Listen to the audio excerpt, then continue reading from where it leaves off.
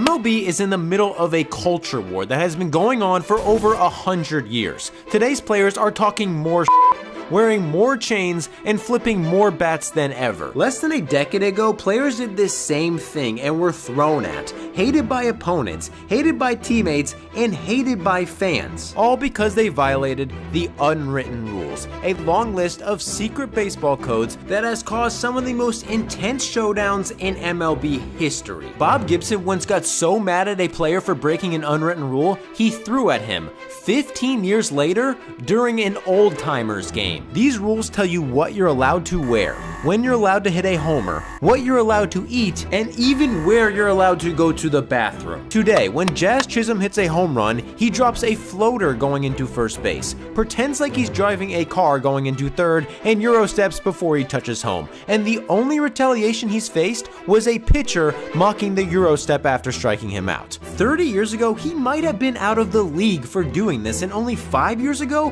players did way less and were thrown at, surrounded by controversy, and ostracized by the entire league. Many unwritten rules are still enforced today, while others are now accepted because of the few players who risk their health and careers doing things like this. This bat flip caused the benches to clear, former pitcher Goose Gossage to call Bautista a quote disgrace, and the Rangers to throw at him the next year. Shortly after, Bautista slid into second extremely hard for revenge, which caused one of the craziest brawls and punches ever seen. Now compare that to a recent bat flip controversy that started after Javi Baez celebrated a walk-off against Amir Garrett. Instead of hitting Baez the next chance he got, Garrett struck him out, screamed at him, and stared him down. Garrett continued to do this every single time he played the Cubs, which cleared the benches a few times, but never started an actual fight. The next time Baez faced Garrett, he started talking trash before he even got into the box, hit a walk-off, stared him down, yelled at him, used his bat as a broom to sweep him off the field, tossed the bat towards Garrett, threw his helmet, and took his jersey off before he even got to first base. This has resulted in no punches thrown or hit by pitches, but if this happened in any other era of baseball, Javi Baez would be in big trouble because historically, any celebration whatsoever was a punishable offense. This is a clip of the Yankees winning the 1943 World Series, and they just walk off the field like nothing happened. In 2008, Prince Fielder pulled off one of the most legendary celebrations in history and was drilled for doing it in a spring training game. In 2012, Aroldis Chapman used to do somersaults after getting a save, which pissed off so many people, his own manager made him stop. And in 2014, when asked what would happen if an MLB player celebrated like an NFL player, Torrey Hunter said he would beat him up even if he was on the same team. But today, Lance Lynn grabs his nuts after striking people out. The Red Sox put a player in a laundry cart and wheel him through the dugout after they hit a home run, and in 2021, Marcell Ozuna stopped in the middle of the field and pretended to take a selfie after every single homer. None of these players faced any consequences for doing this, but historically, players haven't been so lucky. Nolan Ryan used to throw at batters just because they tried to bunt on him. Stan Williams wanted revenge on so many hitters, he literally kept a list of their names in his hat so he wouldn't forget to drill them. In the 2000 World Series, Mike Piazza had hit Roger Clemens so well that when he broke his bat, Clemens picked it up and immediately threw it at Piazza. And Bob Gibson once hit a batter during an old-timers game just because the other batter hit a grand slam off him. He also threw at Reggie Jackson in a different old-timers game because Reggie Jackson hit a home run off him in an earlier old-timers game. These are examples of players getting hit just for being good. When they break the unwritten rules, the consequences can be a lot worse. In the 2019 playoffs, Juan Soto was the youngest and arguably the best player in baseball when he started doing the Soto Shuffle, a signature move where he watches a ball, lunges towards the pitcher, and grabs his junk while staring him down. Soto's only consequence for this was an opposing pitcher grabbing his nuts in retaliation. In fact, Soto got in a lot more trouble just for standing too close to home plate before his at-bat. Will Smith screamed at him for doing this in 2020, and Soto responded by hitting a 430-foot bomb, staring at him and flipping his bat. Will Smith yelled at the Nats dugout and got revenge a year later when he drilled Soto with a fastball. The Nats responded the very next day by intentionally hitting Freddie Freeman. Juan Soto broke the unwritten rule that states hitters should not stand too close to the box to try to time the pitcher. Ryan Duran once threw at Jimmy Pearsall for doing this, but instead of waiting until he got to the plate, he threw at him while he was in the on-deck circle before he even got a chance to hit. This rule has been passed down and modified dating all the way back to the beginning of baseball, and it may seem stupid, but it is nothing compared to some of the unwritten rules that were enforced back then. But before we get to that, a word from today's sponsor. Roman is a digital health clinic for men dedicated to help curing ED, something that 52% of men will experience. Roman can help make sure ED will not get in the way of your big moment, and all you have to do is go to GetRoman.com/baseballdoesn'texist, where you'll get $15 off your first month, plus free 2-day shipping. Roman allows you to avoid the dreadfully awkward face-to-face interaction with your doctor and pharmacist by giving a free online evaluation, all from the comfort and privacy of your own home. The process is straightforward, discreet, and will help make sure you're ready for the occasion. So get Roman ready and go to GetRoman.com/baseballdoesn'texist today. In the early days of baseball, there was apparently an unwritten rule on how much lunch a player was allowed to eat. Eating too much lunch resulted in a player running until they nearly dropped. There was an unwritten rule that banned players' wives from coming to road games. Umpires used to enforce their own unwritten rule that automatically called any player sliding into first out, no matter how safe they actually were. There was also an unwritten rule that banned beards altogether, and as ridiculous as this rule is, the Yankees still enforce it. In 2022, if you have hair that is deemed too long or a beard, you cannot play for the Yankees. In 1991, Yankees first baseman Don Mattingly refused to cut his mullet, and despite being the team's captain, was benched until he cut it. Amir Garrett says that as a rookie, his team banned him from wearing a specific pair of cleats because one player told them, quote, "I don't like them, they're too flashy." Ronald Acuna says that during his rookie year, Freddie Freeman made him take off his eye black because it covered too much of his face. Freeman says the Braves organization has a rule against too much eye black, as well as wearing sunglasses on your hat in a way that covers the logo. And as recent as 2014, the Diamondbacks had a bathroom stall that was bigger than the others. They had an unwritten rule that says a player must play at least 4 years in the major leagues before they're allowed to use the big bathroom. These unwritten rules dictate what players can wear or what they can do off the field, but most unwritten rules dictate what a player can do on the field. For example, the unwritten rules that state what you're allowed to do in a blowout, which has legitimately almost gotten players killed. In 1993, 46-year-old Nolan Ryan drilled Robin Ventura.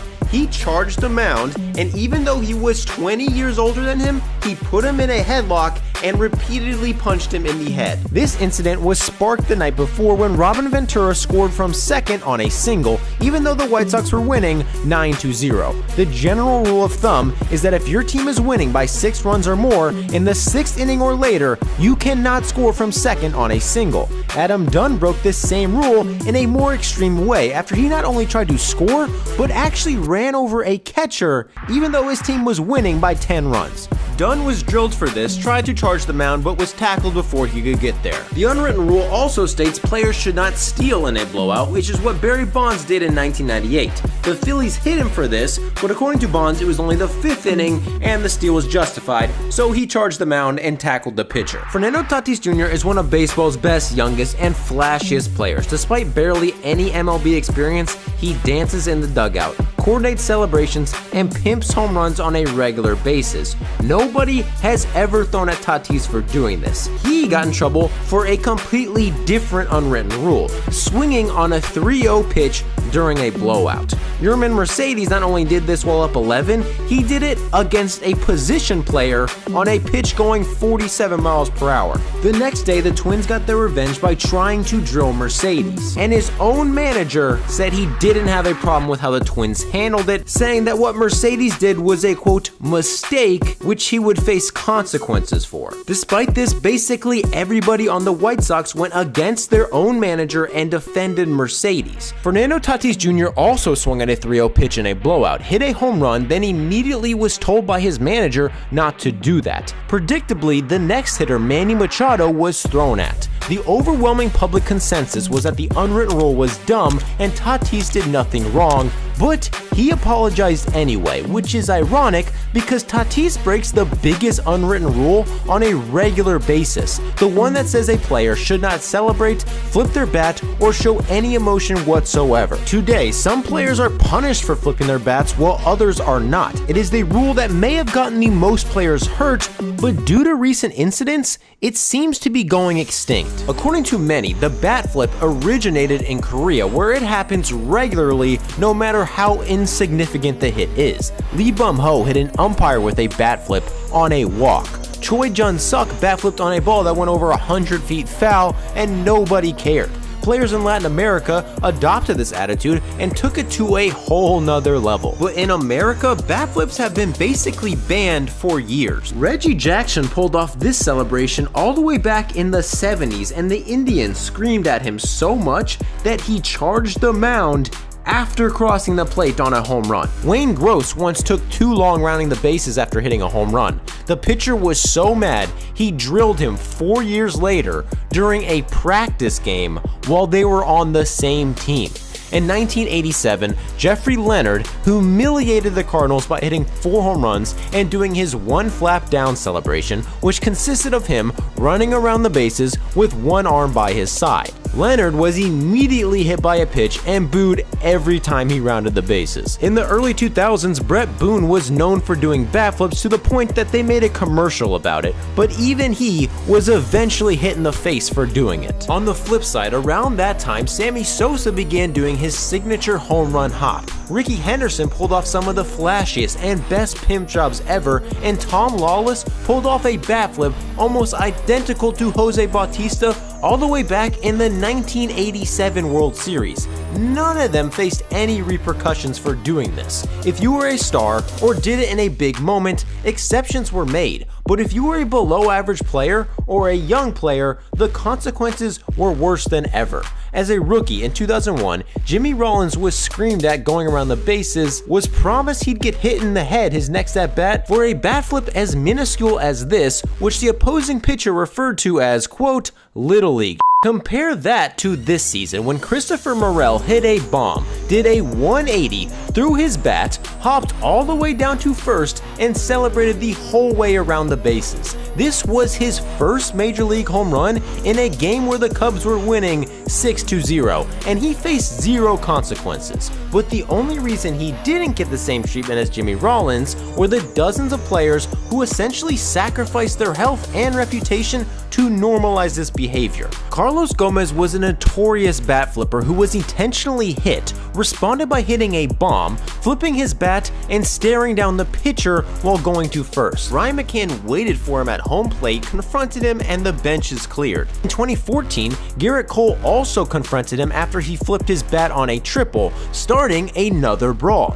Gomez was suspended for this, but Garrett Cole was not. Gomez kept flipping his bat and ended up leading the league in hit by pitches 2 years in a row, despite not even playing full seasons. That same year, Yasiel Puig, baseball's best young player at the time, caused a string of bench-clearing altercations involving Madison Bumgarner, which started with a seemingly innocent bat flip. Bryce Harper also pimped a home run that year in the playoffs, which led to retaliation and a huge brawl. He was also drilled a week into his career solely for being a young and flashy player. All 3 of these players landed on the list of most hated players in baseball. Despite all being at one point some of the most talented and young players in the league, fans and opponents seemed to hate the way they played. The very next season, Jose Bautista launched the bat flip that changed everything. He was drilled, punched, and landed #1 on MLB's most hated players list. Just like Harper, Gomez, and Puig, Bautista paid a heavy price for his bat flip.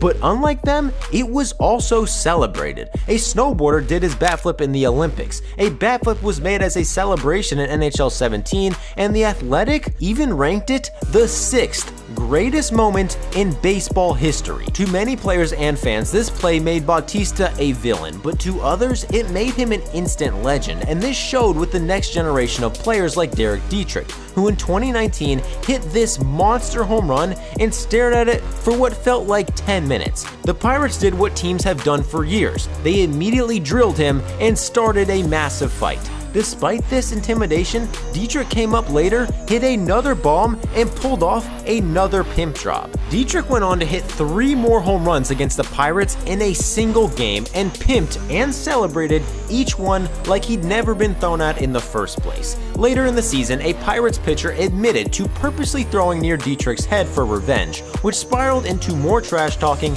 and Amir Garrett going directly from the mound to fight the entire Pirates team. Dietrich was being targeted, and a radio broadcaster even said his dead grandfather would be ashamed of his home run antics, but Dietrich was also receiving a ton of support and notoriety, which may have inspired Tim Anderson to do this. Tim crushes this ball. He throws the bat. The ball goes flying. The Royals immediately confronted him and hit him in his next at-bat, which somehow ended in him getting ejected and even suspended for a game. But Tim Anderson was completely unbothered. He pulled off an identical bat flip a week later with no repercussions, went on to win the batting title, a Silver Slugger, became an All-Star, pulled off another iconic bat flip in the Field of Dreams game, and this bat flip against the Royals that ended in him getting suspended has been used as marketing for MLB ever since, and literally turned him into a star. In the past 3 seasons, baseball has seen some of the best bat flips and most dramatic dugout celebrations in history, and thanks to people like Tim Anderson, nobody has to get hit in the head for doing it.